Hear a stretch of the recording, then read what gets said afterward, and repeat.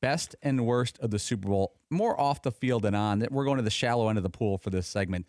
My best was the opening of the Super Bowl. It started, usually it's like a colossal big blockbuster opening, and they were in a boardroom, CBS, with Peyton Manning pitching his idea for taking over the Super Bowl Open.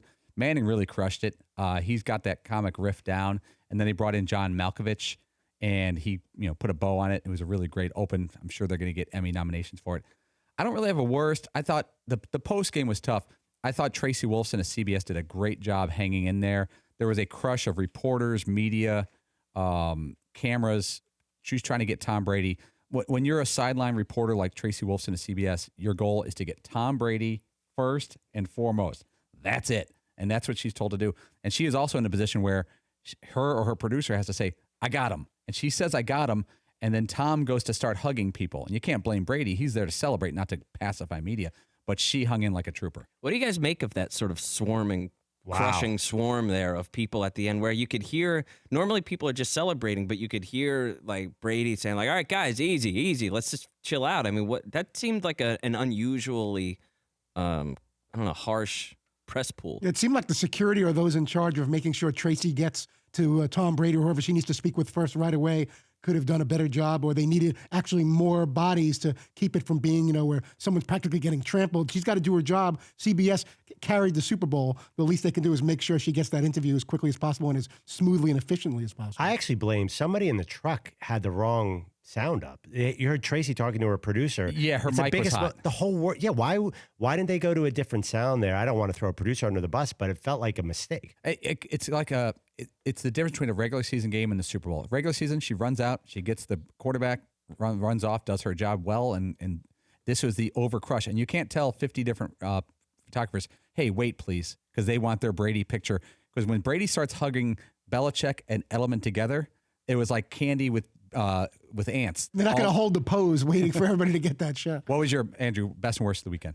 Best, I mentioned earlier, the NFL 100 commercial. I love the scene. It was celebrating the 100-year anniversary of the NFL, and they had all these Hall of Famers and some modern players in a ballroom and playing football. There was a scene where Baker Mayfield and Tom Brady are sitting there, and Baker goes, get in there into the scrum, old man. And Tom Brady takes off his 5 Super Bowl rings and puts them in Baker's hands. I thought that was really funny. Worst overall, the commercials were, and they were just a disappointment. And worst was the halftime show. We're going to hit that in hour 3. I did not enjoy the halftime show. That's a tie. So Gladys Knight is my best, right? I thought she killed it. She crushed. She can still sing. She was awesome. And I thought Maroon 5 was all right because I feel like, just like with the Super Bowl commercials, we're expecting all of a sudden Elvis to come out of the floor for the Super Bowl thing. And it's just a bunch of pop artists doing pop songs. Wait, Lady Gaga. And that's okay. Lady Gaga flew out of the sky and, Katy Perry had like a live gigantic, there was so much more going on. This was such a simple set. Yeah, but what? The Maroon 5 bass player is going to end up like their drummer is going to do a Tommy Lee thing where it starts turning and it had all pyro. It had all that stuff. It was all right. No, I didn't buy it. I kind of agree with Seton. I don't know what else Maroon 5 could have done. I mean, Adam Levine even resorted to taking off the shirt, which is a great move. Put a bow on it. A lot of controversy about that. Really? Yes. Which I don't know that we need to get into. I'm going to read the New York Times review of the halftime report. It says Maroon 5 is not a rock band and they're not a soul band. So what are they? And it just goes off from there. And also the other thing, too, those hit songs are like 10 years old. And I guess they're hitting the audience, but I thought, why not just make Travis Scott the halftime act? At least he's a hot act right now. Seton, best and worst of the game. Well, actually, then my worst is going to be, did you see Travis Scott fall off the stage? No. Yeah. Oh, he's in front of 100 million people. And if you search the internet, you could see the video of it all over. He's like walking with the microphone. He's like, yeah, whatever. And then whoop, gone, fell. Yeah. You see him take a step and it's just not there. And he goes.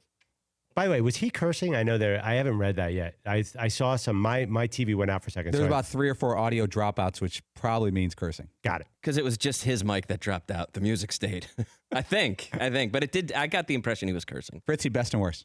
My best was also the 100 Years NFL commercial directed by Peter Berg. I thought that was awesome. As he was rolling along, you keep waiting to see who's the next big-name Hall of Fame athlete or one of the young studs that could be a future Hall of Famer that they got all packed into that one commercial. The worst was the other commercials. I was expecting something more creative, more clever, more of a wow factor, something that at least, would be memorable for weeks, months down the road. And it was just a bunch of not much. For more Dan Patrick Show, tune to Audience Channel 239 on DirecTV or download the Dan Patrick Show app.